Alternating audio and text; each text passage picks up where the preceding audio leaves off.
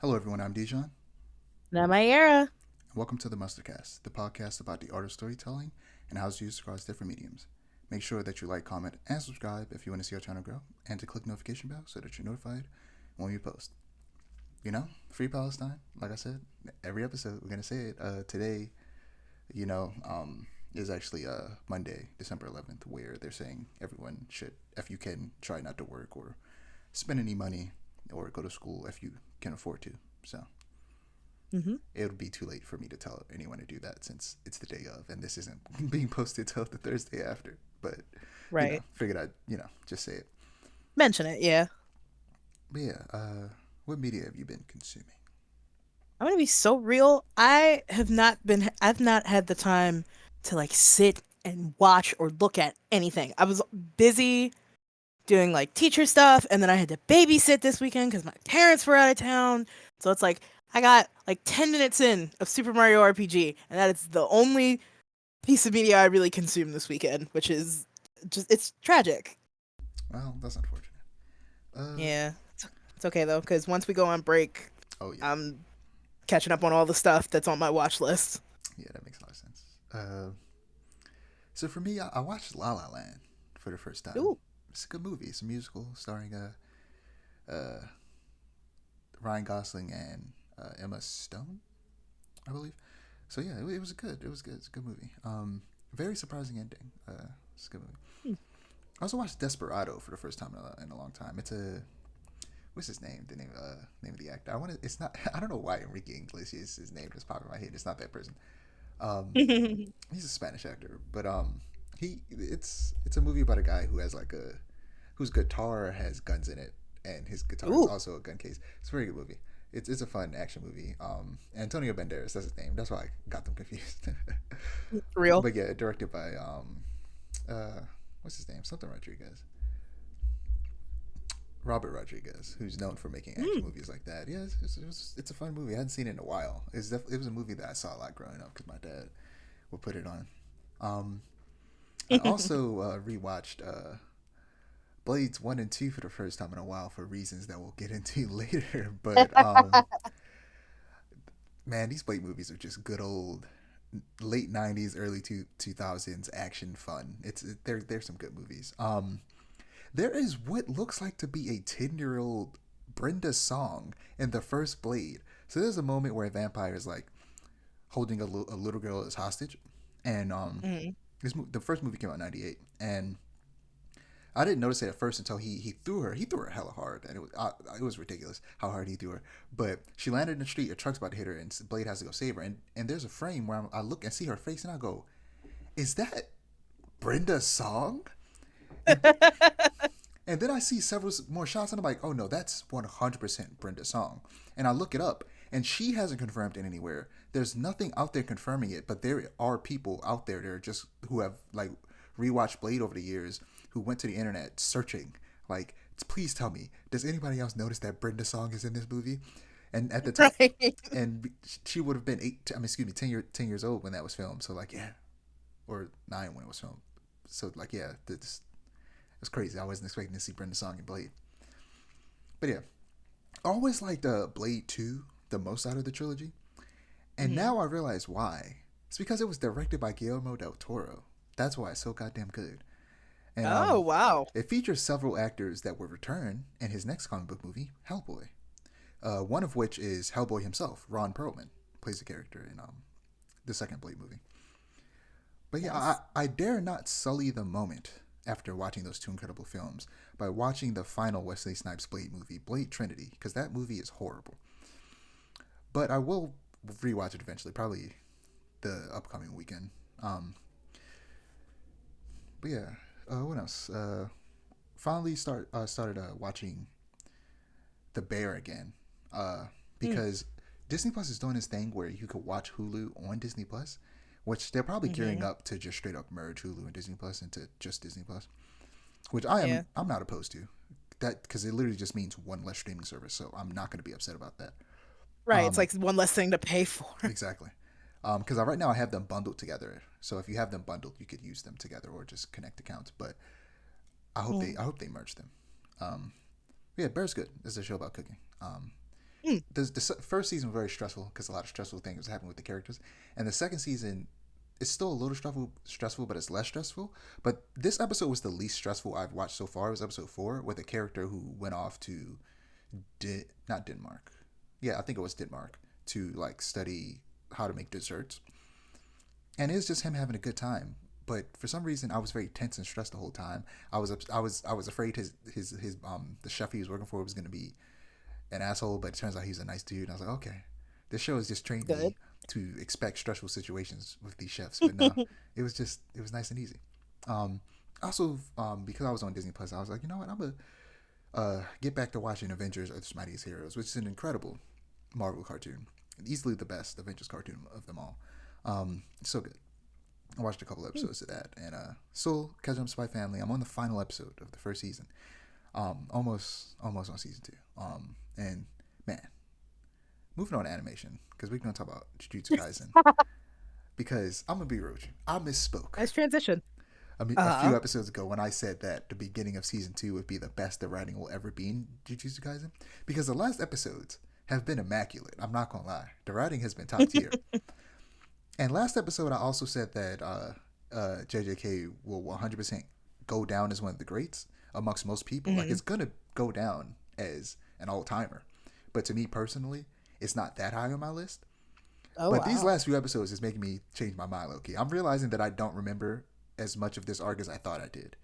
Either that or Mappa is elevating the story, with their Right. animation, because it's good. It's good. I need to catch up.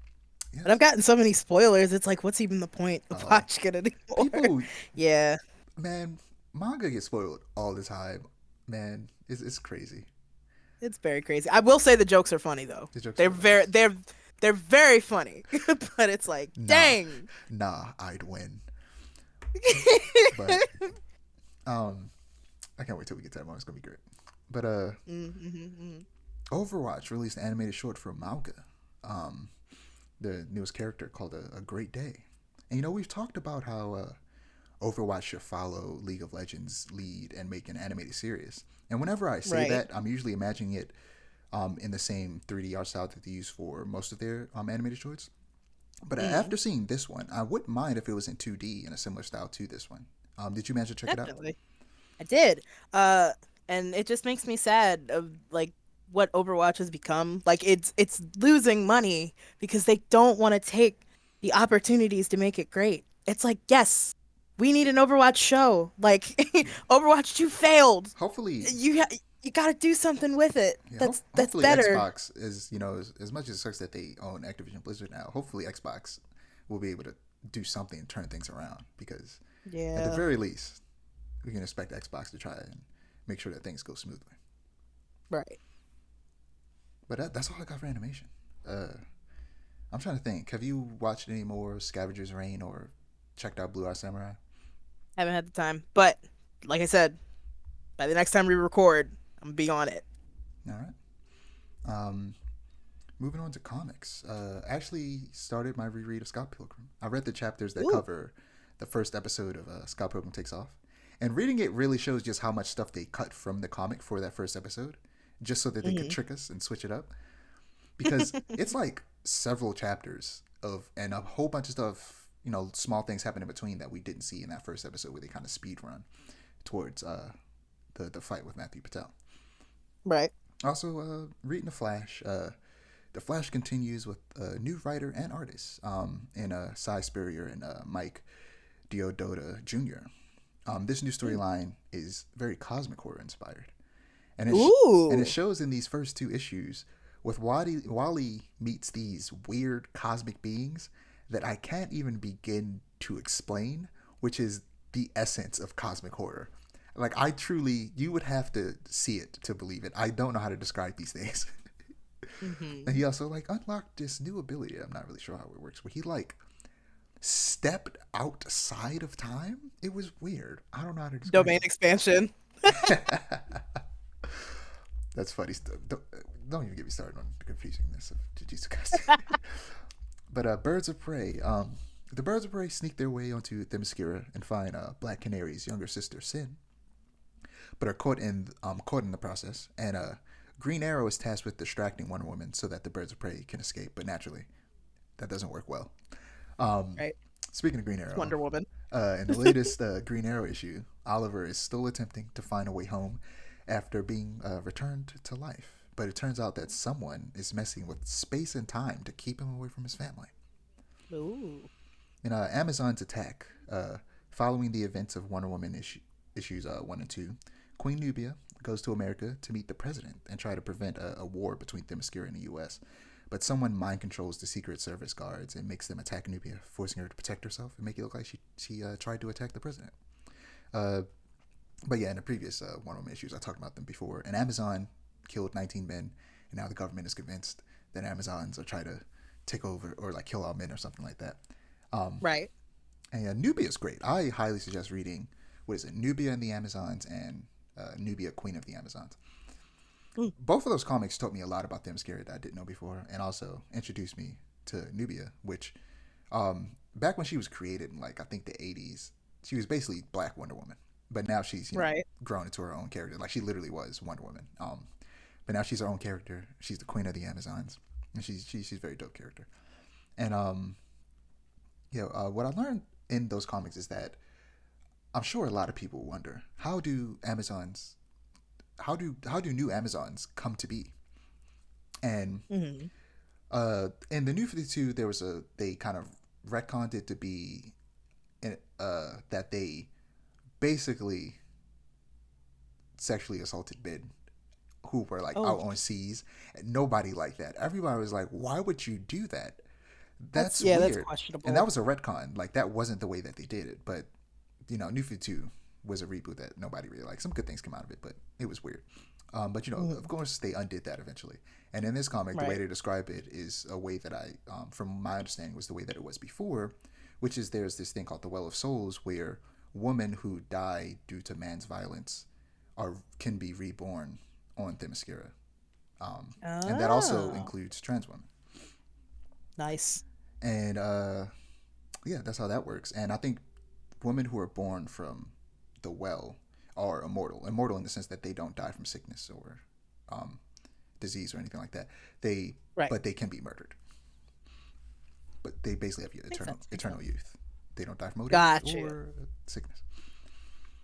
But yeah, moving on. Last one, Poison Ivy.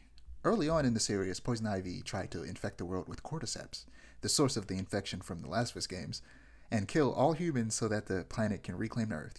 Poison Ivy stuff. But after Right. Right. meeting several kind people while traveling cross country to spread the infection, she changed her mind, and that storyline has kind of been off to the side for a while now.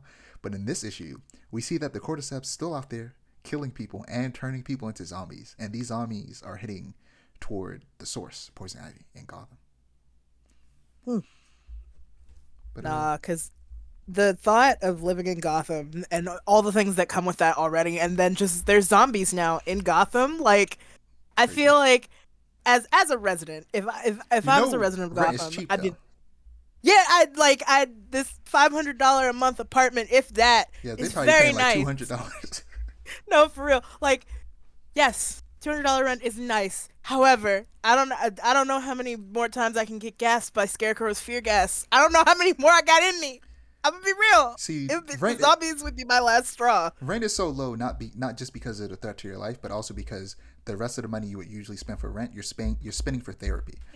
No, for real. That like $600 you're saving, that's all going to your therapist, Man. both mental and physical. Mm, crazy. But moving on to TV and film, Book of Clarence. Did you manage to check that trailer out? I did, and I am very interested. Yeah, from Jameis Samuel. The Book of Clarence is a bold new take on the timeless Hollywood era biblical epic. Streetwise but struggling, Clarence, played by Lakeith Stanfield, is trying to find a better life for himself and his family, and make himself worthy to the woman he loves, and to prove that he's not. Excuse me, I'm reading this weird. And to prove that he's not a nobody. Captivated by the power and glory of the rising Messiah, Jesus Christ, and his apostles, he risked everything to carve his own path to a divine life, a journey through which he finds redemption and faith, power and knowledge. The cast is star-studded with a bunch of very famous and talented black actors, and it looks very fun. Uh, like I said, a Hollywood take on the Bible. Right. So yeah, it looks good. It looks fun. I hope. It's not the type of movie I'd probably go in theaters to see, but once it hits streaming, I'll probably check it out. I'll Depends probably on go see it in theaters. I depend, feel like it'll be fun. yeah, it depends on how good people say it is. If people say it's real good, I might see it in theaters. Otherwise, I'll wait for streaming. Real. Yeah, it's like one of those movies where it's like you go see that with your friends. You get like cocktails before and after. It's a silly time. Movie I will be seeing in theaters though. Furiosa, Mm. a Mad Max saga, a prequel Mm. to the incredible Fury Road. Once again, directed by George Miller, and starring Anya Taylor-Joy as the titular character, and Chris Hemsworth is playing one of the villains. It looks good. The Fury Road is a good movie. It's so good. If you ever seen Fury Road, I would definitely suggest checking it out. I'm excited for this. It looks good. Godzilla X Kong, the new Empire. The Godzilla fandom is eating good recently. We got No, for real. Godzilla -1 came out a couple weeks ago, and I'm gonna watch that soon. Probably next Tuesday. And it's been getting critical acclaim. And next year we're getting a new Godzilla X Kong. We eating good, man. I love me some Godzilla and some King Kong. But yeah, this weekend I'm probably gonna watch Shin Godzilla because it's on Crunchyroll, and then on Tuesday I'm gonna go check out -1. Fallout released a trailer for the Amazon Prime show that's releasing on April 12th. Directed by Jonathan Nolan, who worked on Westworld on HBO. I don't know much about Fallout, and the games have never really interested me that much. But I'm always open to a good video game adaptation, assuming this will be one. Based on the Fallout fans' reactions, it seems like they're doing a good job so far. So hopefully it's good. Yeah. It looks as a I'm a Fallout fan by proxy. I haven't played the games, but I'm into them, and I've watched a lot of gameplay. It does look really good. I think my biggest concern going into the trailer was like looking at how they were gonna do all the cool monster designs, but they did pretty good. The what's it call it? Not I guess CGI. It looks good. It looks good. Power armor looks good, and it's practical. So because somebody actually came out wearing power armor at the Game Awards. Oh wow. Alongside the main cast of which was it Anna, not Anna Purnell. Her last name is Purnell, and she's the person who voices Jinx in Arkane, like the main lady in the show. Oh, Ella Purnell. there you go. And Walton Goggins, and it was a third person whose name I can't remember at this moment.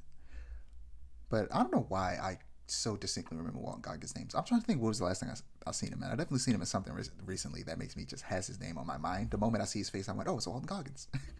He just has a great name. It's a fun name to say, Walton Goggins. But speaking of video game adaptations, Halo Season 2 got a trailer. It's releasing February 8th, and I hope that it's better than the first season, which was very hit or miss. It wasn't the worst thing in the world, but it was kind of mediocre. It could be good sometimes, but sometimes it was some very odd choices were made with the character of Master Chief. By one deciding to have him have his helmet off all the time, I feel like a lot of people, and understandably, because some people are weird about it, but I think a lot of people just assume, oh, you're just upset because he doesn't have his helmet on all the time. He doesn't take it off. Okay? If you have a character that has one very specific trait and they immediately get rid of that trait when they adapt it, of course we're going to be upset. Like, come on. Right, but it's like, what's the point? It's not even... I think it's a fair comparison, but not completely, where people compare it to Link not talking. I agree to an extent, because of course, we're not used to Link talking, but he's going to talk in the live action or whatever, and in adaptations he's going to talk. To me, the difference is, Link, when most people would agree, Link shouldn't be a chatterbox. He shouldn't be talking all the time. He should be a man of few words. In the same sense, it's okay that Master Chief takes his helmet off, but he shouldn't take it off nearly as much as he does in this show. He takes it off every opportunity he gets. He basically never has it on, and that sucks. Like, okay, yeah, sure, take the helmet off, but not all the time. Right. And also, they gave him a love interest, and the way they did it was weird. Like, on paper, some of these things are okay, but the execution wasn't great. It was also very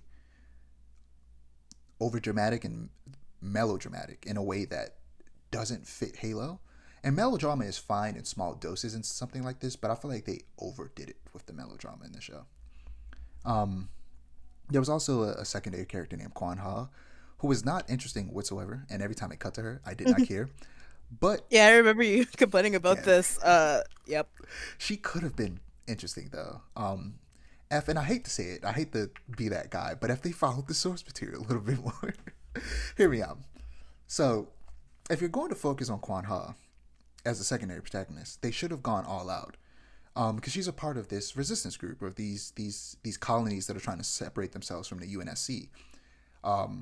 And that's a story in the books and the games, is that Right. they're this resistance group that are trying to split off for a very good reason, but the overarching government of the world won't let them. And as a result, naturally, people who don't know much about Halo don't know this, but the Spartan Twos, the group of Spartans that Master Chief and his team are from, weren't created to fight the Covenant, the alien invasion. They were created to fight other humans. They were created to fight the Resistance. That's interesting.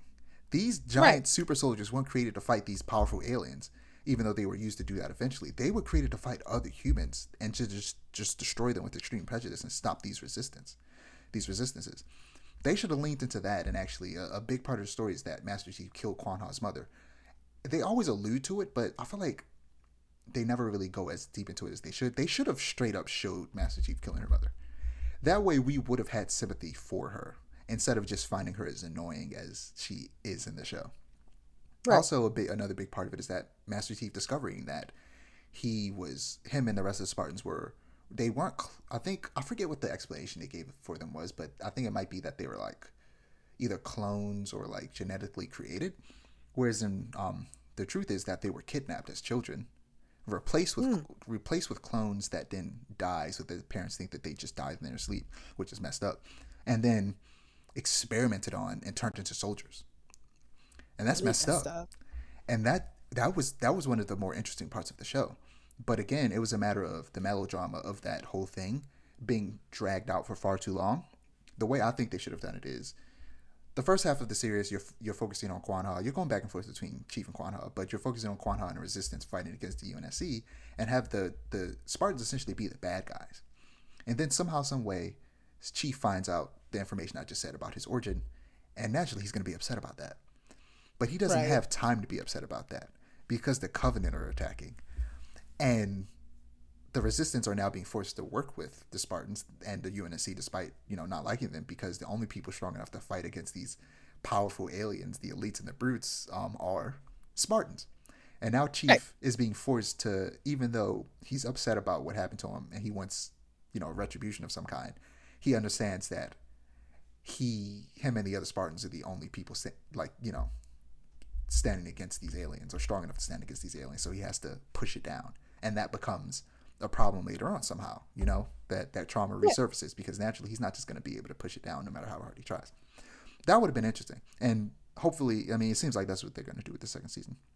But I wish that they took a more nuanced approach with it in the first season. Um, Mm. yeah, from the trailer, from the looks of the trailer, it looks like they are like they're trying to course correct and bring the show more in line with the games, which gives me the smallest amount of hope. But I just hope it's good. I don't want it to be bad. I don't want to dislike it. Like, I'm not going into it wanting to dislike it. I actually went into the show thinking it was going to be good, and then it turned out to be very mediocre. I hope the second season is much Right. better. I hope so too. Moving on to video games, we got a lot to talk about. Okay. We do. We Um, do. The Game Awards. yeah. First, we're going to talk about Mariachi Legends, which we talked about at the very end of the last episode, I believe. Yes. Um, I'm so excited. so their kickstart was exceeded by 500%, which is insane. Wow. Yeah. So just a quick description, because we talked about it a little bit, but Mariachi Legends is a combat-oriented Metroidvania set in the heart of Mexico. A violent gang known as the Mariachi Legends threaten the town of Santa Mascada. You play as Pablo Cruz, a detective who has agreed to a deal with death herself. She has given Pablo the ability to transform into the mighty La Sombra, allowing him to fight back against the criminals encroaching on his hometown. In return, Pablo has vowed to bring Madre Katrina the one thing that has eluded her grasp, the man who defied her power and became immortal. So yeah, it looks so good. This is It definitely looks so, going to I'm be a game that I so play. I'm not sure. I think it's going to be on console. it So is. yeah, I'm excited for this. This is going to be good. I'm glad that they made the money that they needed and more. Same. As I was gonna pledge to it, but it was too late by the Yeah, time I same. had. Yeah, yeah. I'm not gonna lie to But you. listen, When I went to uh pledge, it wasn't that it was too late for me. It's just that they exceeded it, and I was like, I'm gonna save my money. If they hadn't exceeded it by the time I got there, I would have pledged, but I didn't. real, real. Yeah, it's like I wanted those rewards, and then also like just to support this really, really cool game. Yeah, but But yeah, I'm super excited as a Blasphemous enjoyer. yeah, for sure. Metroidvanias, Yeah, man, they're bigger than ever. so good. Give us a new Castlevania, goddammit. Please. But Grand Theft Auto or, 6. or Oh wait, go ahead. I was just say, or re-release Symphony of the Night, Yeah. please, please. I'm on my hands and knees, Konami. Well, I mean, it's out on modern consoles. Yeah, but I don't have modern consoles. I mean, it's also What I'm saying is, it's on like ah, PC as well. yeah, but yeah, You want like a yeah, you want like a remaster or a remake. yeah, yeah, yeah. Give me Alucard in sweet, sweet HD. I want to see him, Okay. but they should keep the voice acting the same, just for the bit. Yeah. I love Die Monster. It's so good. Anyway, You know, I'm sorry. there was something similar to that I was going to say, but I'm actually going to save it for later when I talk about something tangential. But Grand Theft Auto 6, the trailer leaked, so they released it the night before they were supposed to. Leaks suck. Stop it. Why? Why? It was literally coming out within 12 hours, and then they decided to leak it. God damn it. It was unnecessary. But anyway, Yeah. Grand Theft Auto 6 hits to the state of Leonida, home to the neon-soaked streets of Vice City and beyond, in the biggest, most immersive evolution of the Grand Theft Auto series yet. Coming 2025 to PlayStation 5 and Xbox Series X and S. Leonida is essentially their version of Florida, and Vice City is their Right. version of Miami, which Miami. there was a previous game, of course, GTA Vice City, that took place in that city. But now they're going to be trying to span the entirety of the state. And there are also rumors that it's also going to bleed into like the Caribbean, some of those islands. Ooh. And that in the future, they're going to take the whole GTA Online thing a step way further and add more maps, like different parts of the country to the game, which is insane. And I'm honestly really excited to see where they go with this because, like Rockstar, they can afford to take their time with this stuff because we know it's going to be quality. And for the people who don't know, and I'm pretty sure I've said it before whenever we talk about GTA 6, this game has likely only been in development for 6 years.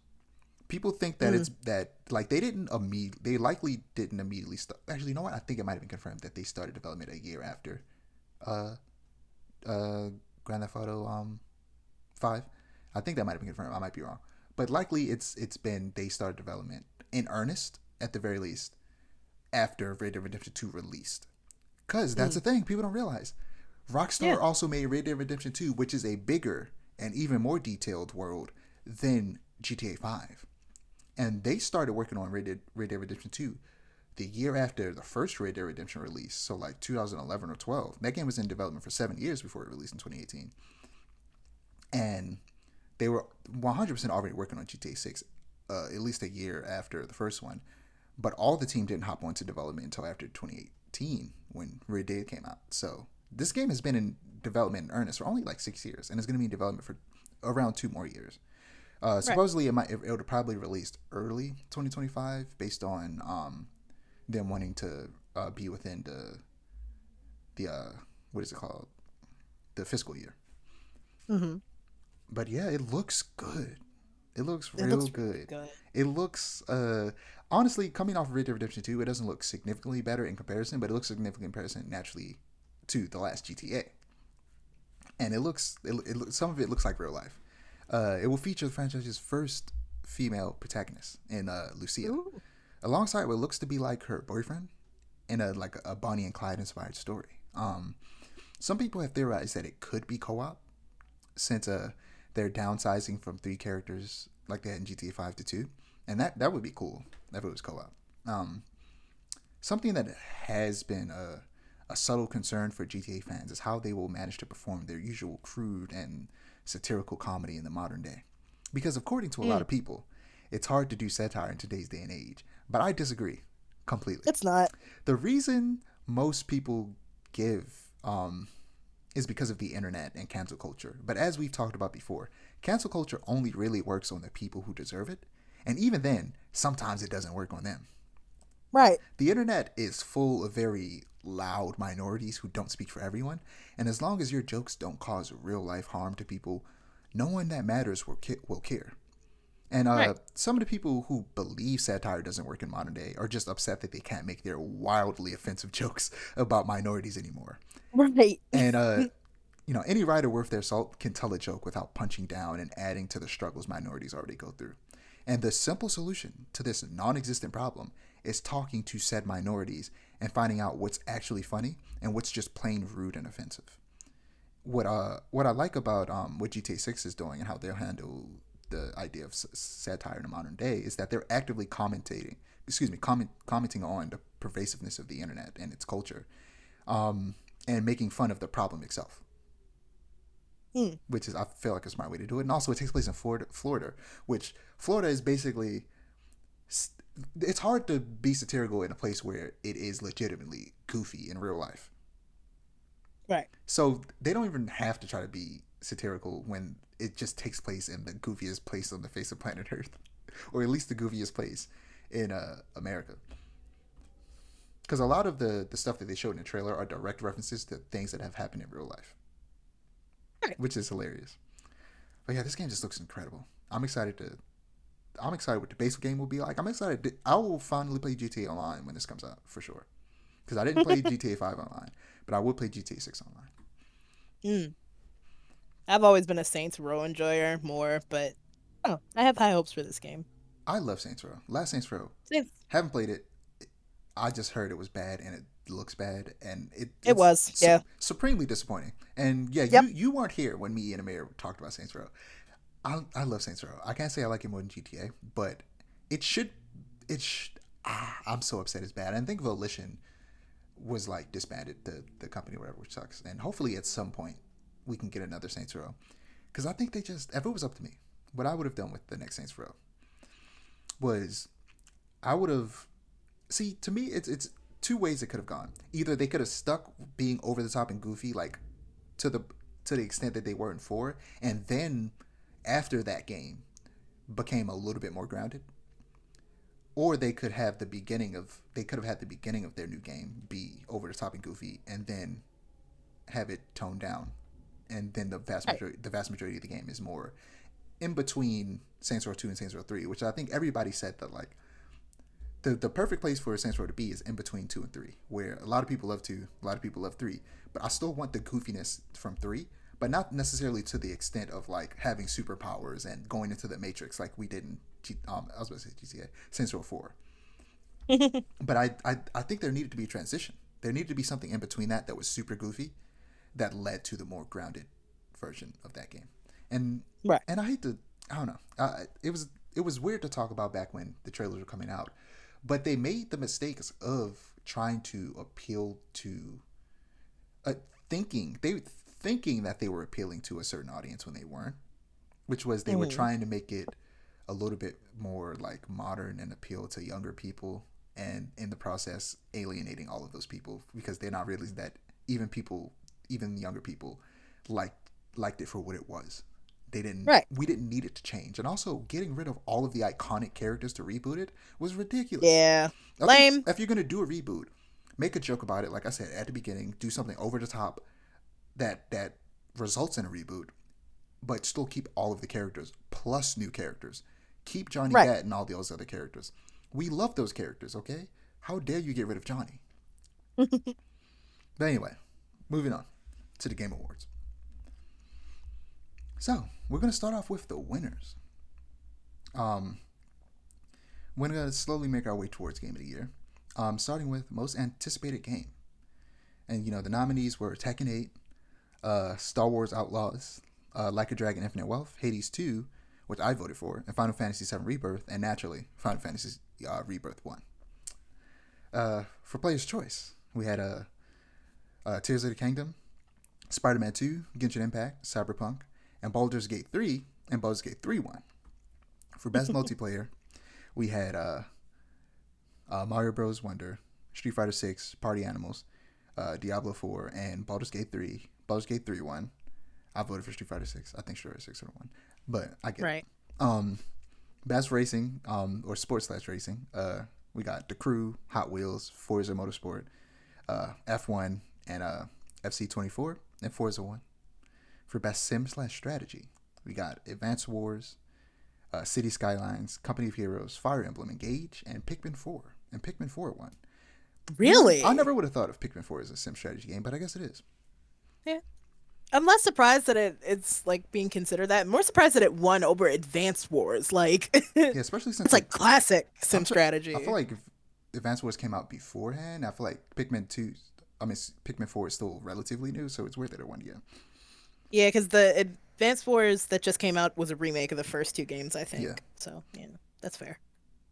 But yeah, best family game, we had Disney Illusion, Party Animals, Pikmin 4, Sonic Superstars, Super Mario Bros. Wonder, and Mario Bros. Wonder 1. Best fighting game, we have God of Rock, Mortal Kombat 1, Nickelodeon All-Stars Brawl 2, Pocket Bravery, and Street Fighter 6, which of course, Street Fighter 6 won. It's one. Best RPG, we have Starfield. I don't know why we have Starfield, but we have Starfield, Sea of Stars, Lies of P, Final Fantasy 16, and Baldur's Gate 3, and of course, Baldur's Gate 3 won. I truly don't understand why Starfield is in there. They must have, I don't know, they must have just not had many games to choose from. But best action/adventure game, we have Alan Wake 2, Marvel Spider-Man 2, Resident Evil 4, Star Wars Jedi Survivor, and Tears of the Kingdom. And Tears of the Kingdom 1. Best action game, Armored Core 6, Dead Island 2, Ghost Runner 2, Hi-Fi Rush, Remnant 2. A lot of twos. Armored Core 6 won. Best VR/AR, Gran Turismo 7, Humanity, Horizon Call of the Mountain, Resident Evil Village VR mode, and Resident Evil Village VR mode 1. Of course. Oh wait, I also skipped Synapse. That also was nominated. Best mobile game, Final Fantasy 7 Ever Crisis, Honkai Star Rail, Hello Kitty Island Adventure, Monster Hunter Now, Terra Nil, and the winner was Honkai Star Rail, as to be expected. Of course. Were you just laughing at Hello Kitty? Yes, because like all of these other games, it's just Hello Kitty Island Adventure. Isn't that game like an Apple Arcade exclusive? I don't know. I don't even know nothing about that game. I think it is, and it's like, how many people have played that game enough for it to even be up that, like, you know? I mean, enough. I mean, people like Hello Kitty. I guess. Yeah, but like, there's no buzz about it. I don't know. It's just funny to me that it was included. Bro thinks he's on the team. Yeah. But best debut indie game, we have Viewfinder, Vinba, Pizza Tower, Dredge, and Cocoon. And Cocoon won. I watched the trailer for Pizza Tower because I remember you talked about it last time. That game looks ridiculous. Right. I didn't know what that game was, but watching that review, I was like, oh, okay.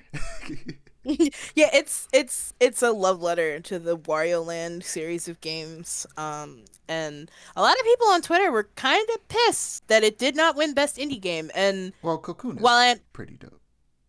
Yeah, I hadn't heard about it before the Game Awards, and that was their big thing. It's like, who's this game, and where did it come from? You know. It's a good game. But people say that about stuff all the time. Like when Hades was winning a bunch of awards, people were like, "What is Hades?" And it's like, "What's a Hades?" Yeah, that's fair.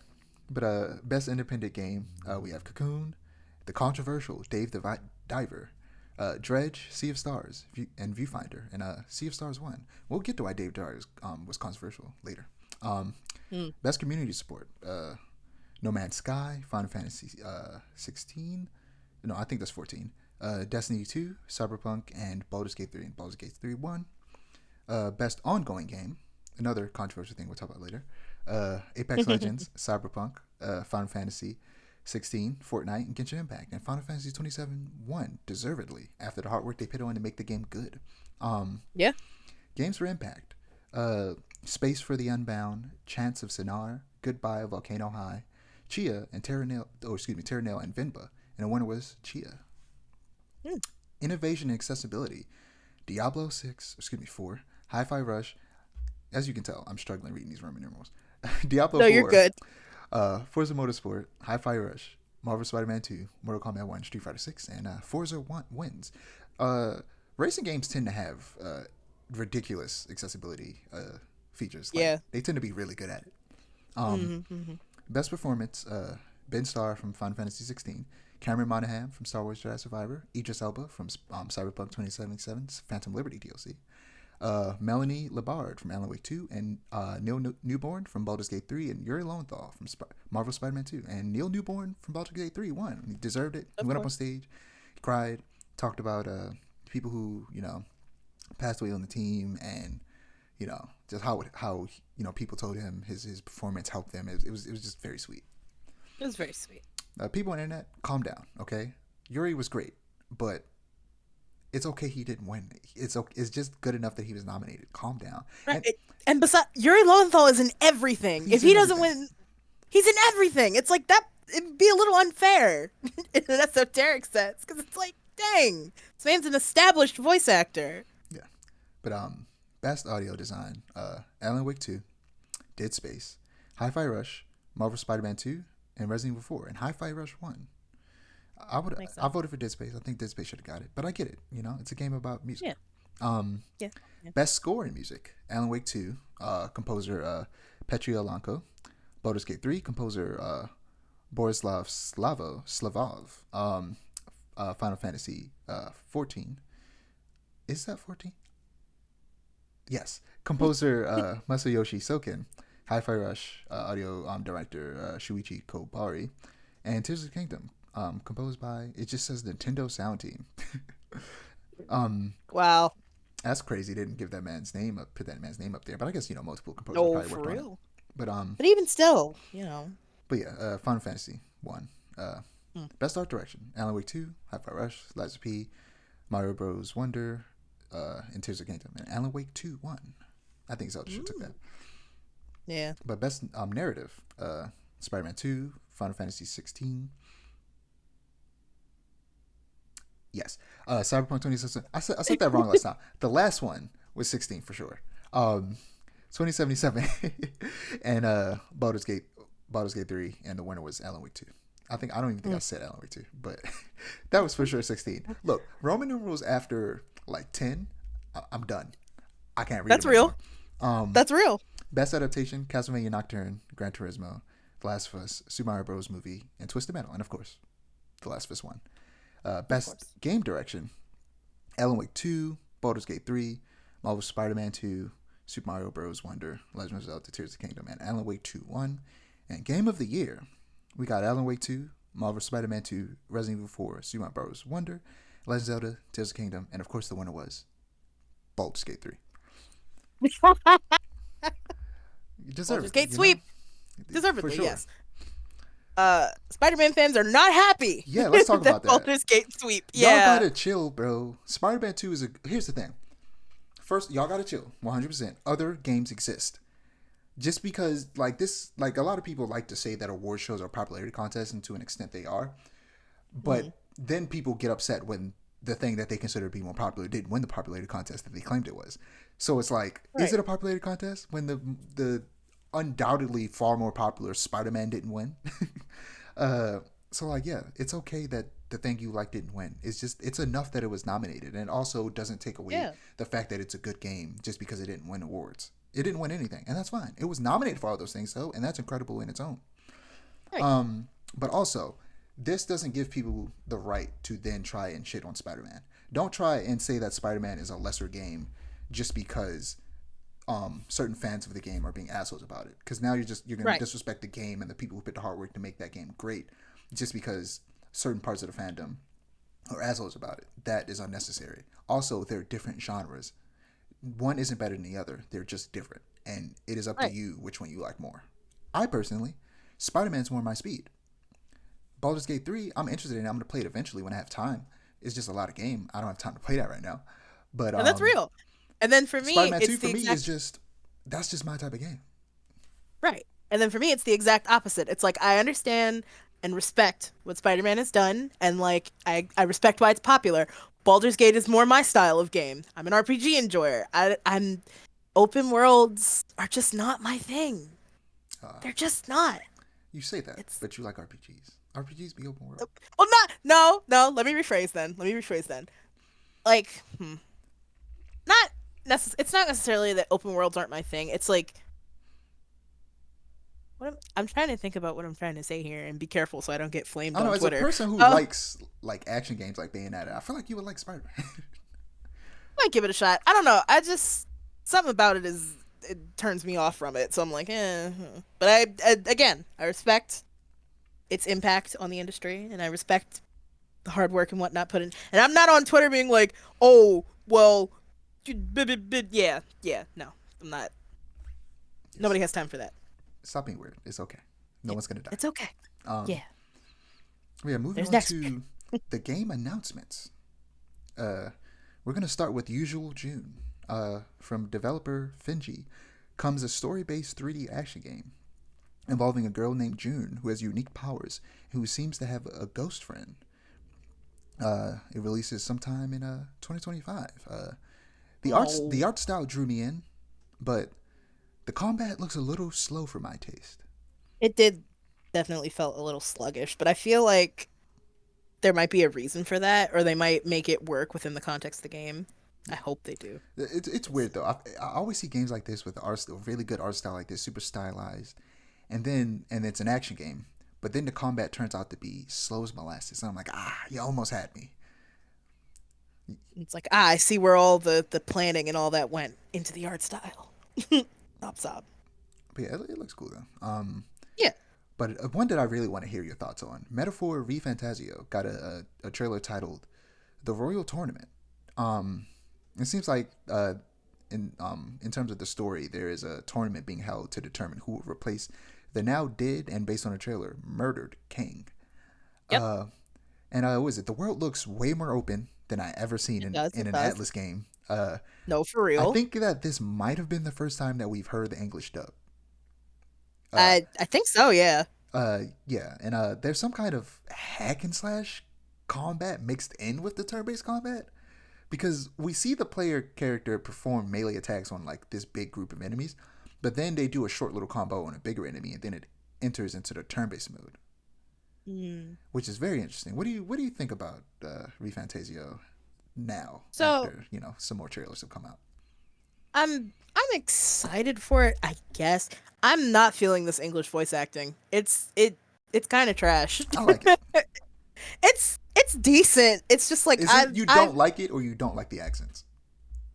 I don't like it. The voice direction. Like I don't care about the accents. It's the direction that I don't know. It just feels kind of like schlocky to me, and especially because like from Atlas, I would expect like a much higher quality of English voice acting considering Persona 3, 4 and 5 and like how high quality the voice acting is in those games. So it's like to see this and it's like it's not bad, but it's not impressive. I'll say that. Huh, sounds good to me. Yeah. Otherwise, though, like besides the voice acting, because I'm sure they're gonna give an option to be like, "Oh, do you want to switch between the JP voices or the EN I voices?" And couldn't. if I I do, can't play video games in different languages because I can't. If I look away from an anime for a second and turn back away, I'm gonna be confused. Let alone when I have to actually play the game and hear people speak right, and read subtitles. right. Never. I could never. I don't know. I just watch everything with subtitles, English or whatever. So I think I have trained my brain. That's my domain expansion, being able to read subtitles and pay attention at the same time. I'm gonna stop making domain expansion jokes one day. Today's not that day. But I say all that to say I'm a little more excited for it, but I'm hoping that the voice direction in the trailer is not what all the voice acting is like, because otherwise, I don't know. I don't know. Concerning. Yeah, I mean visually, it's beautiful. It looks good. Oh yeah, it's a gorgeous game. Yeah. Moving on to Windblown. Welcome to Windblown. The was it's made by the Dead Cells studio, Hyperactive. Yes, yes, And yes. it's described as Sugar Rushed 3D siblings.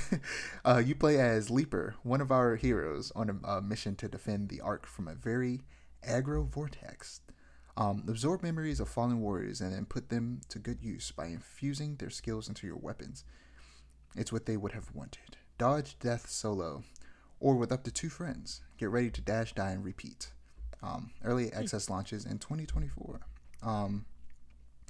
But yeah, it's way more violent than the initial cartoony art style of the animation made it look, and then immediately Oh yeah, one of the character gets hit and there's a bunch of blood, and I was like, hold on, and then that definitely threw me off. then they just start getting murdered, and I'm like, wait, what is happening? Whoa, whoa, yeah, like what's going on? But yeah, it looks fun. The combat looks good. And it's a It multiplayer does. like what do you call that, roguelike, and that's interesting. Hmm. So It reminded me of a. It's like, you remember it's that like, roguelike? I think it was roguelike where it was like 50 people yeah. from like Summer's game show or something like that.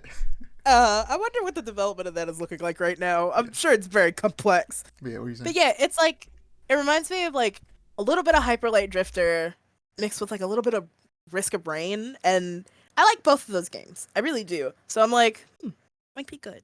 But yeah, I'm excited for this game.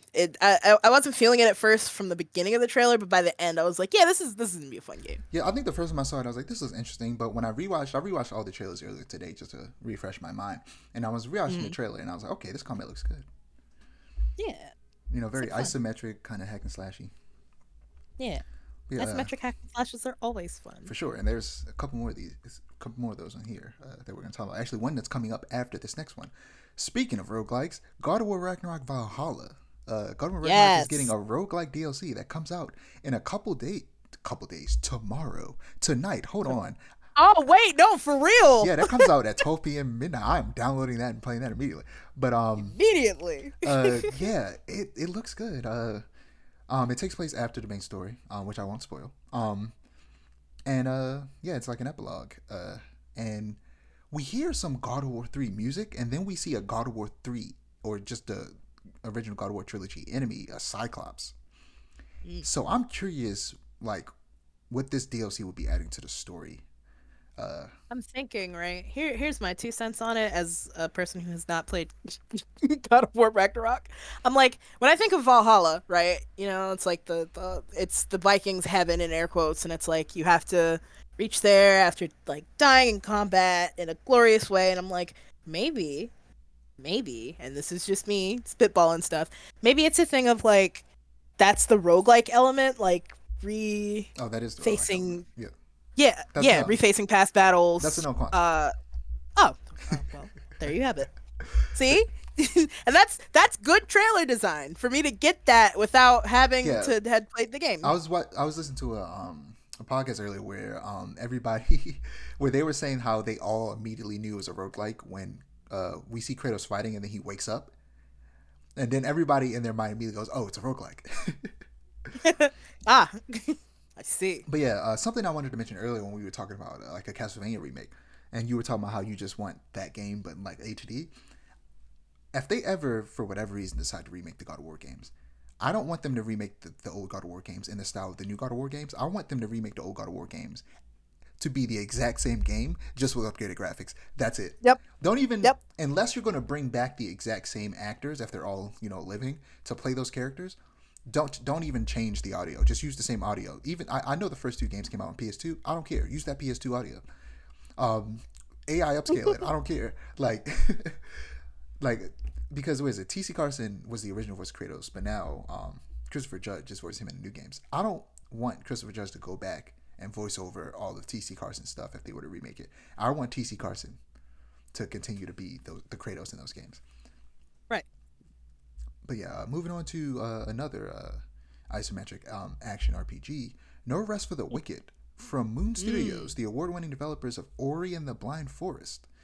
And No Ori and the Will wonder of the that Wisp. game Yeah, looked so familiar. it looks so damn good. I was It rewatching this trailer does. earlier, and I was like, I remember seeing it, and going, man, this game looks good. But rewatching the trailer, I'm like, oh my god, this game looks incredible. The art style Incredible. is very arcane like, and the action and combat just looks great. And it's an RPG, so it looks like there will be a lot of ways to customize your character, because we see a lot of different styles of combat from your player character in that trailer. So I'm very Right. curious to see more about this game because it releases March 1st next year. I know. So it's like It's so soon. we got to see some more soon because this game looks insane. It looks really good. Really, really good. I'm probably gonna play this when it comes out. I don't Nice. think it's gonna, or they haven't said if it's gonna be on Game Pass day one. But if it is, of course I'm gonna play on Game Pass. But either way, as long as the reviews are good, I'm probably just gonna buy it day one. Right. But the next thing, Sega announced 5 new games in development. Jet Set Radio, Shinobi, Golden Axe, Streets of Rage, and Crazy Taxi are all getting new installments. Listen. You may not know this about me, right? Because I don't talk about it much. I am a staunch Streets of Rage enjoyer. I We've talked I about love those this. games. Yeah, I love those games to pieces. I'm more excited about the Streets of Rage, whatever comes next, than any other person on this planet. I have to be because like those games are what those were my first side-scrolling beat 'em ups. Like before Scott Pilgrim, before the Teenage Mutant Ninja Turtles games, I was playing Streets of Rage, and so I'm just excited, It really looks good. excited, It and looks also good. Jet Set Radio looks fun. yeah, Jet Set Radio looks It very looks fun, and like also they're some of those like a while back, like it was like they were gonna make a new Jet Set, but they didn't, and like somebody released like the test footage for it. It looks like that nice. And also they got Nakanuma back on the soundtrack, so I'm like I have lots of faith in this. for Jet Set. Yeah, Dope. It's didn't. Am I tripping? Or did they also work on that other one? they did. Yeah, it's crazy. I forgot what It's called, crazy but that they worked on. I forget what the name of that game is too. I feel like I hope you don't have a Dead Space and what's that other game called? Dang, that other like game that was made by the original Dead Space developers, that released and wasn't very good, and then Dead Space, a remake of Dead Space came out and blew it out of the water. Like literally, Dead Space remake came out like only a month after that game came out. I can't remember what the game's called.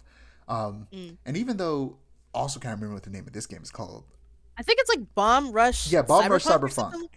Yeah. Bomb Rush Cyberpunk. I hope that is not the case where like Bomb Rush Cyberpunk came out. People thought it was cool. It was fun, you know. If you want more Yeah. Jet Set Radio, it was good. But it'd be insane if we get a repeat of history in Jet Set Radio. This new one comes out and it just blows it out of the water. No, for real. Very sad. The one that excites me the most is Shinobi. That game looks good. And Real. there are rumors. I'm not sure if it's true or not. The people developing Shinobi are the people that made Streets of Rage 4. Ooh. But yeah, Shinobi looks good. It makes me very want good. a new side scroller Ninja Gaiden. And see, this I think Jet Set Radio made me want this because, like, you know, it's Sega going back to their roots. When are we going to get another Space Channel 5 game that is not the shitty VR one? Again, Space Channel 5, love that game to pieces. The most recent installment, which is like a VR edition, it's like Just Dance, but with Space Channel 5. It's so bad because it's 30 minutes. I played through the entire game in 30 minutes, and I paid $30 for it.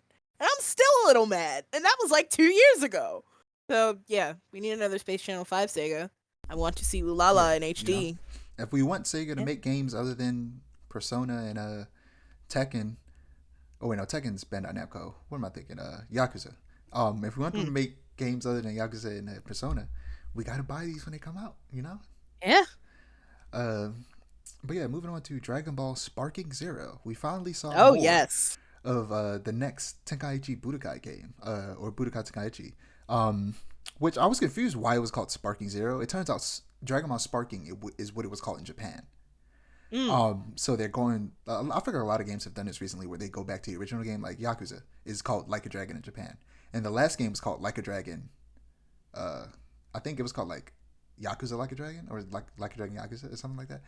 Something like that, yeah. But they went back to the original name for the American release now with the Yakuza games, and it feels like they're doing the same thing with Dragon Ball Budokai Tenkaichi, which Budokai Tenkaichi is the name of the tournament from the actual like comics and show that Goku was in when he was a little kid. I think it stands for like Battle Under the Heavens. But yeah, Dragon Ball Sparking Zero looks good. The art style is gorgeous. It's a spitting image of the anime and very similar to like the Dragon Ball Fighters art style, which I think in some interviews the developers have said that they took direct inspiration from Dragon Ball Fighters for this game, which is great. Because Dragon Ball Fighters is probably one of the greatest, if not the greatest anime game ever made, especially anime fighting game, because it's an actual fighting game. It's not a game where every character damn near plays the exact same, like all of these copy and paste Shonen Jump fighting games are, like the Naruto. As much as I love them, the Ninja Storms and Even the Budokai Tenkaichis. I have no doubt this Budokai Tenkaichi is going to be like all the other ones where a lot of the characters play similar because it's going to have like 1,000 characters. Right. But that's fine. That's fine. I just need that in my life. It's been so long. It's been so long. Last one I played was the third one, I think, and I think yeah. that was just the last one. Yeah, yeah, which and that was like what? I want to say 2010 That at was the latest. a long time ago. There was this Dragon Yeah. Ball game I used to play called Burst Limit that was so good. I would love a new Burst Limit. It had, in my Mm. opinion, the greatest Dragon Ball Z video game opening of all time. It's so good. Just the opening song is great.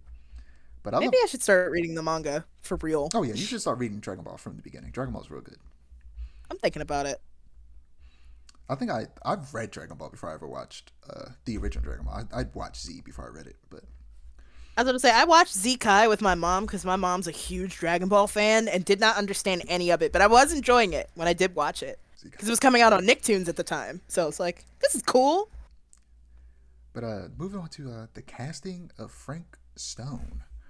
The storytelling prowess of Supermassive Games meets Dead by Daylight in a Ooh. haunting horror game that won't soon be forgotten. Supermassive, for people who don't know, are the people who made The Quarry and Until Dawn. So they're working to make a story game with Dead by Daylight within that universe.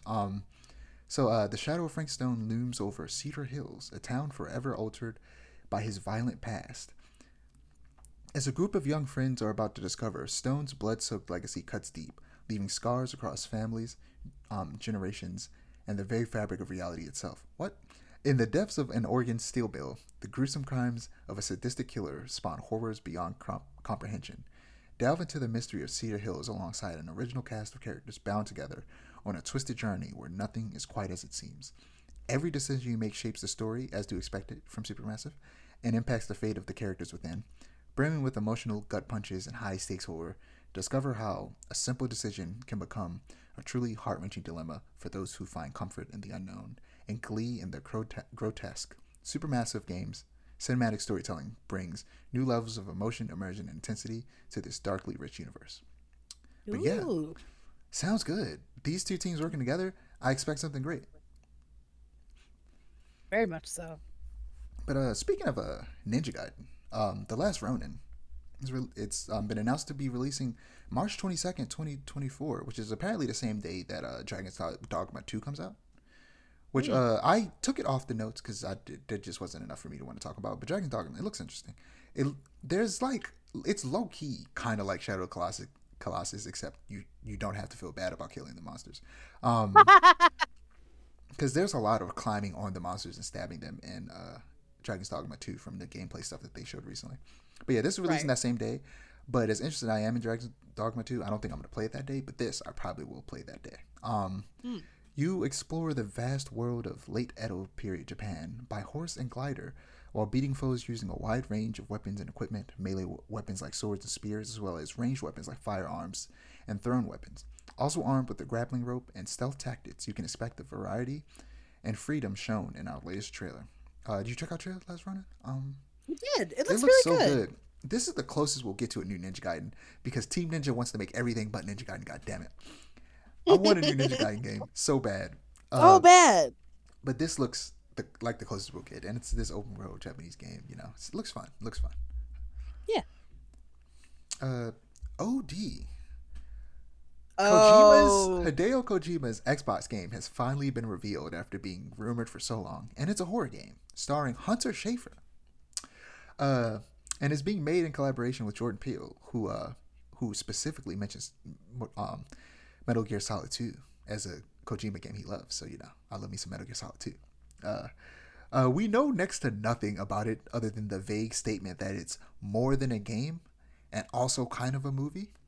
I don't know what that means, Kojima. Kojima. We're not Kojima. gonna know what this game is until it comes out. Truly. Yeah. Yeah. They And did I'm mention excited. how he specifically teamed up with Xbox because he wanted to use their cloud technology. So it's leveraging that in some type of way.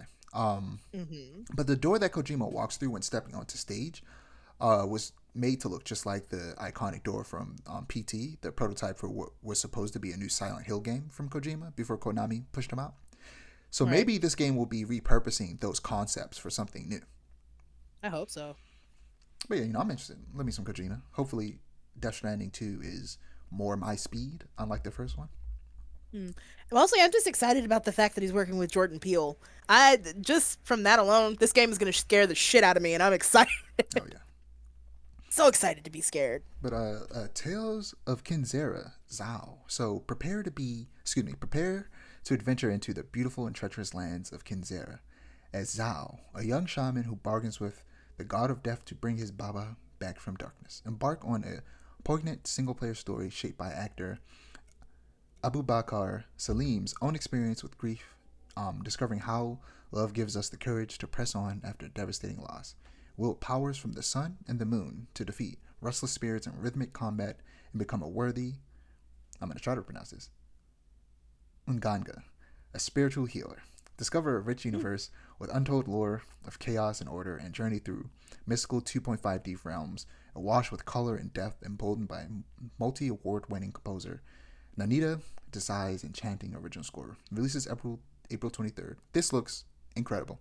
I'm It excited for does. this game for multiple reasons. One, it's made by black people, starring black people, and black characters in an Afrofuturistic world. And two, because the Yes. actor mentioned, Abu Bakr Salim, came up on stage and gave a very heartfelt speech about how his father loved video games before he passed away, and this game is being made in his memory. No. And you could tell by the way the story was just described, and it just looks real good. Usually when games It like this are does. described and somebody comes on stage and gives this heartfelt speech, I'm gonna be real with you, it's usually a game that is not my speed at all, and I'm like, Yeah. I'm happy for you, not gonna play it. This time he came up, gave a speech, and then showed a game I was not expecting. This is not the game I was expecting to see after he gave that speech.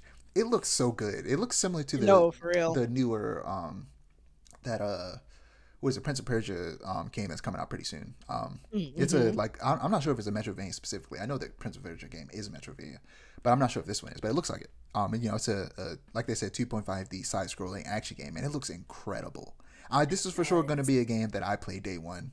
Got to support black business, Yeah. It looks good. But moving on to Lost Records.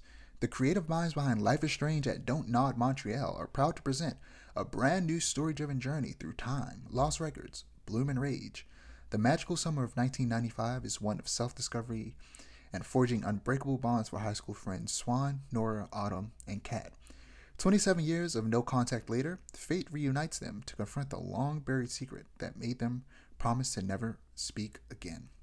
We see a little bit of Mm. it. People have compared this to a lot of different like books and shows that have adapted those books that have come out recently. Um, where a group of girls go off on this magical adventure, and then something bad happens, and then they time skip, and we retroactively see that story, as they talk about it or whatever. This reminds me of a comic I read that you'd probably like a lot called Die, Mm-hmm. where this group Ooh. of kids, um, they play D&D with these magical dice that put them into the D&D world.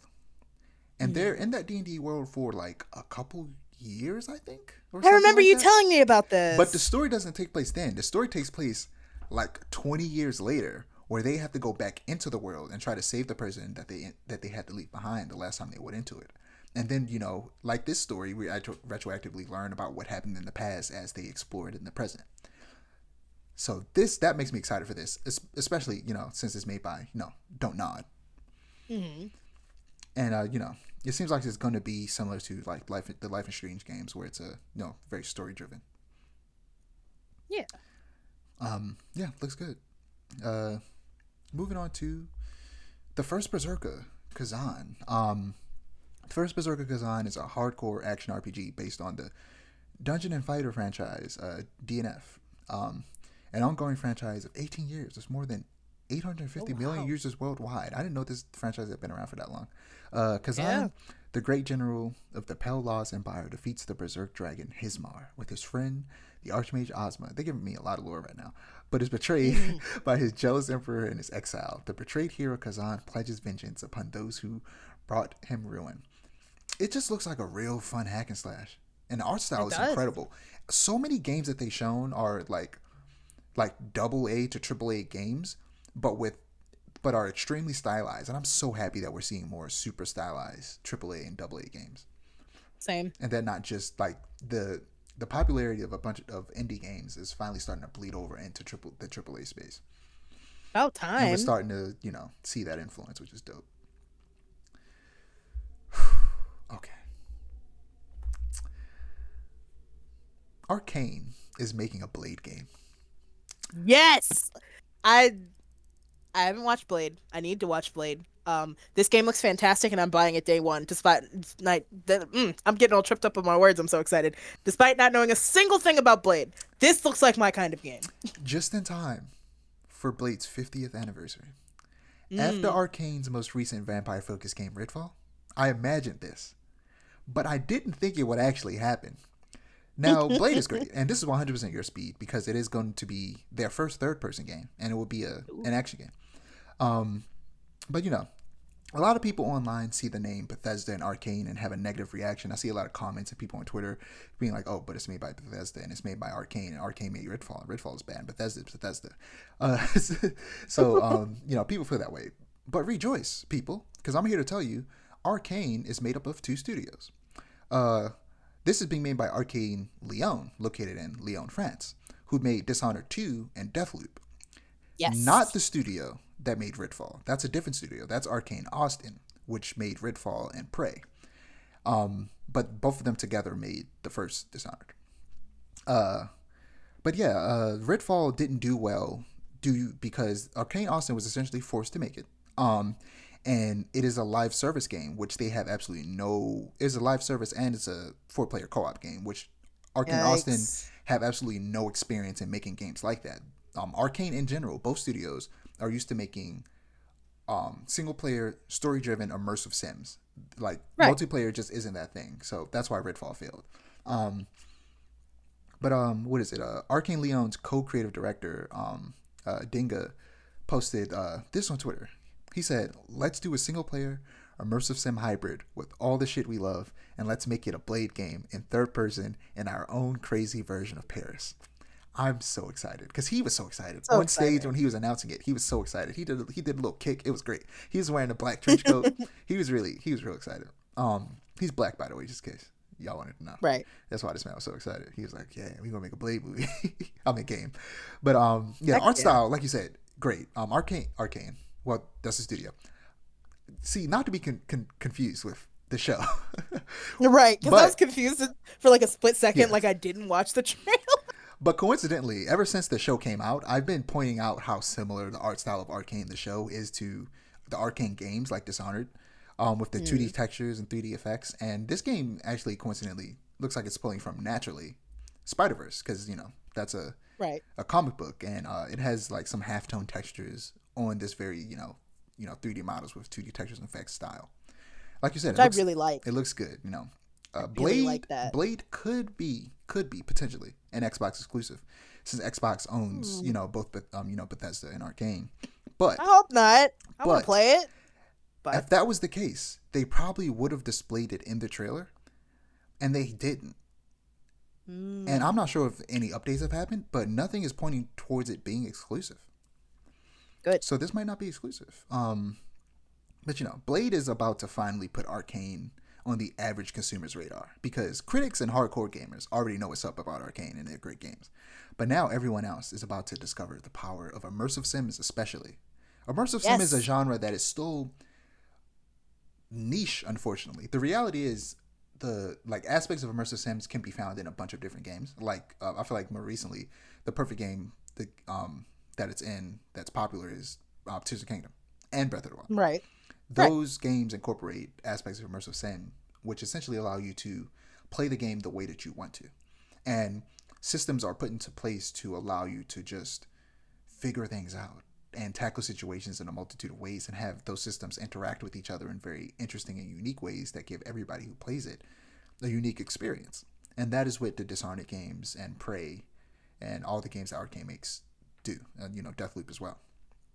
Right. And yeah, Blade, they've said it like, yeah, it's going to be their first third person game. It's going to be a hack and slash. It's going to be an action game, but it will still be an immersive sim, which is dope. Having recently watched the Blade movies, light on spoilers. I'm not going to spoil it for you, but Okay. a big part of the character is that he's a Daywalker. He's half vampire, half human. How that happens, I'm not going to spoil. But because of Okay. that, he has all the strengths of a vampire, but none of their weaknesses. He's not weak to sunlight, Ooh. and he's not weak to silver or garlic. The only thing that he considers to be a weakness that he still has is the thirst for blood. Hmm. So he tries not to drink blood. Instead, he uses the serum to kind of curb it. Hmm. Interesting And angle to I, play that at, by the way. yeah, Blade is a great character. Actually, I was gonna yesterday start reading some Blade comics, but I was like, no, I'm gonna wait because I got too much comics to read. But I'm gonna read some Blade comics pretty soon. Because I Blade, might also I'm do the so excited for same. Blade, Yeah. especially after watching those movies. But yeah, that's a big part of his character.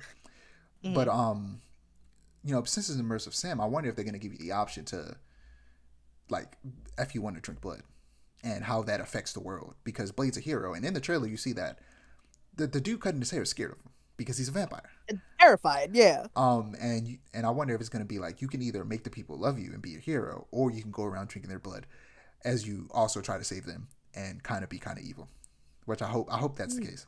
That Because would in be the really Dishonored fun. games, you have high chaos and low chaos, which is murdering everyone or trying to take them out stealthily.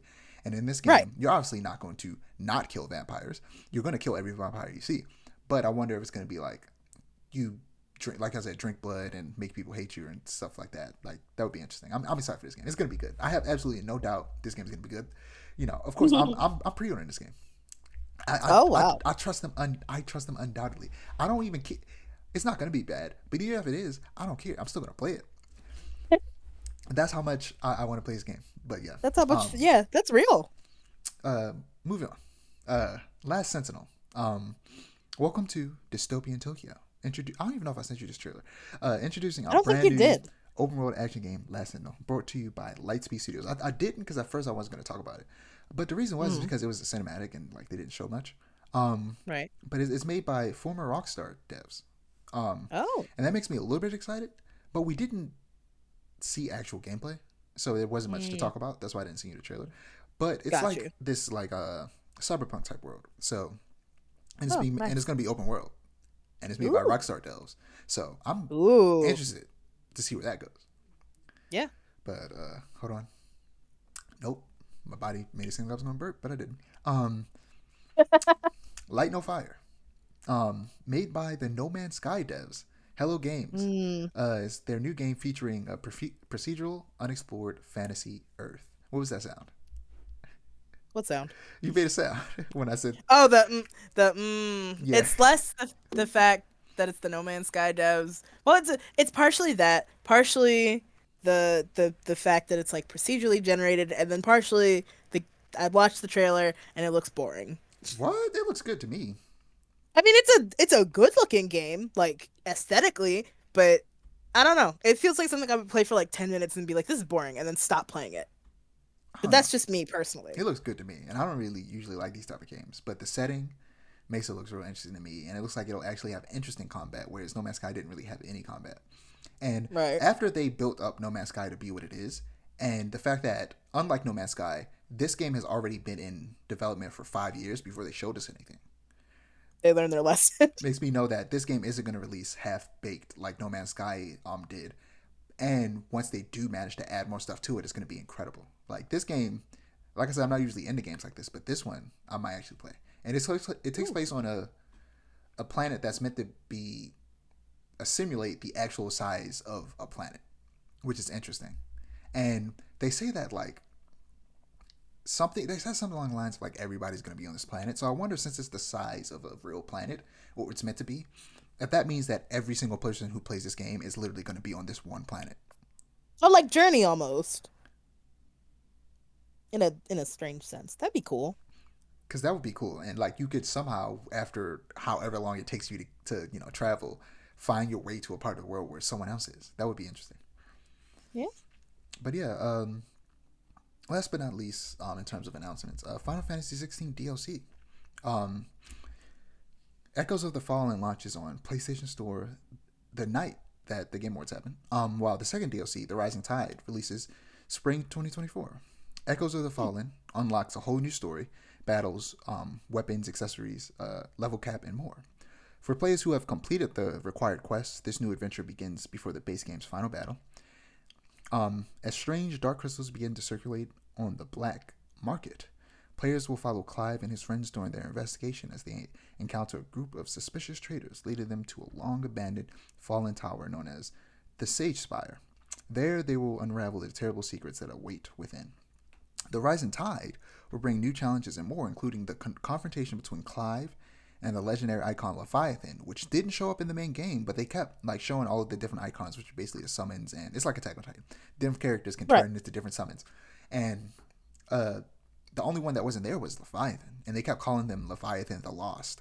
But in this trailer, they show Clive literally using the powers of a Leviathan, and they show a little glimpse of the boss fight between Leviathan and Ifrit. So I'm excited for that. The boss fights in this game. Oh my god, I talked about it before. Jesus Christ. You did? It's Jason Bourne. No, it's so good. The boss fights in this game is good. I'm excited to fight Leviathan. Also, the cheeky drum and bass in the trailer, I liked that a lot. Yeah. Liked that. The song they used is good. Really Also, for like a pre-order bonus for like getting the entire thing, which I did, you get the Buster Sword. So that's dope. Ooh. I'm gonna use the Very Buster Sword when slay. I play it. I haven't played it yet though. I'll play it eventually, probably this weekend or something. At least before next episode, I'll probably finish it. But speaking on the Game Awards, but not the announcements of the awards themselves. There wasn't enough award giving in this Game Awards. So Yeah, there was like 47 minutes total, I think. giving awards, yeah. Because I was gonna say it was in total it was like 3 hours, but most of it was like Yeah, that's what I meant. Yeah. most of it was like trailers. The awards didn't get enough attention. The celebrities announcing the nominees got more screen time than the devs we were supposed to be celebrating. And Jeff speed ran giving out awards. He barely allowed most categories to be announced on the stage or have their winners pick up the awards and give a small speech. This awards show focuses too much on announcing new games, and that needs to change. Every award and its nominees, every single one, even down to the ones that you think don't. I'm gonna be real. The only ones that I think should continue to be speed run, which are the content creator, esports, all of that. Yeah, it's like nobody cares. I don't know who these people are. Speed run those at the beginning of the show like they always do in the pre-show.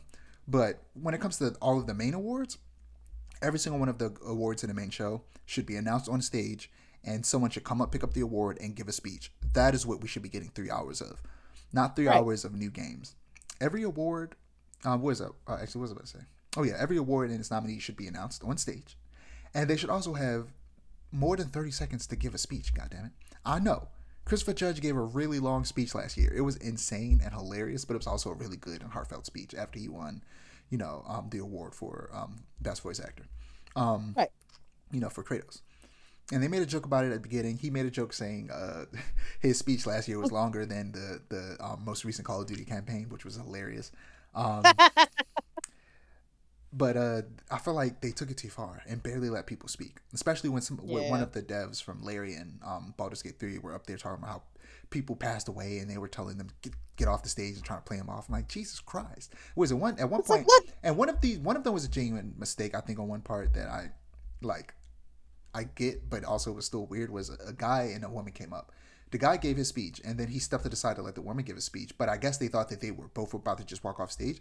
But instead, she walked up to the mic, and then they started playing the music for the next segment, and they played that over top of her talking. And I was like, Jesus, cut the music off. Now that you know that she's speaking, it was weird, man. It's called the Game Awards, not the game trailers. You literally have other shows for this, Jeff Keighley. And I understand you need money, but the stuff he's showing wasn't even ads; they were game trailers. Like, come on, like you gotta be better about this. You gotta find a way to do it a little bit better. Less trailers, more awards. Balance. Yeah. Like it's okay to speed run some of them. I can see some of them being speed run, but not all of them. Like as much as he did. Like it's crazy. But also the categories no longer make sense. There were categories that they have made since 10 years ago, but every day the divisions between genres become ever more blurred, and most video games can't fit into just one. Plus, we've got problems like Dave the Diver being nominated for best debut indie, despite the fact that it is not an indie game. It was published by Nexon, which is like a big studio. And also Oh, is Cyberpunk, that why it was controversial? yeah, and Cyberpunk not necessarily fitting in amongst the many games as a service games in best ongoing category, but deserving the recognition for sticking with Cyberpunk for so long and turning it into the great game that it is today. And it should be held up as an example for other developers. Um, I talked to you a little bit about it before, because I knew we were gonna talk about so much stuff that I didn't mind having a conversation beforehand. But this comment from Rockefeller 360 under a GameSpot video titled "Video Game Award Categories Are Broken," I think has the best solution to this problem that I've seen. They said awards should focus more on game elements instead of games as a whole. For example, like the already existing best sound design or best art direction, instead of having best action game, have best action gameplay. Instead of having best RPG game, have best RPG integration, etc.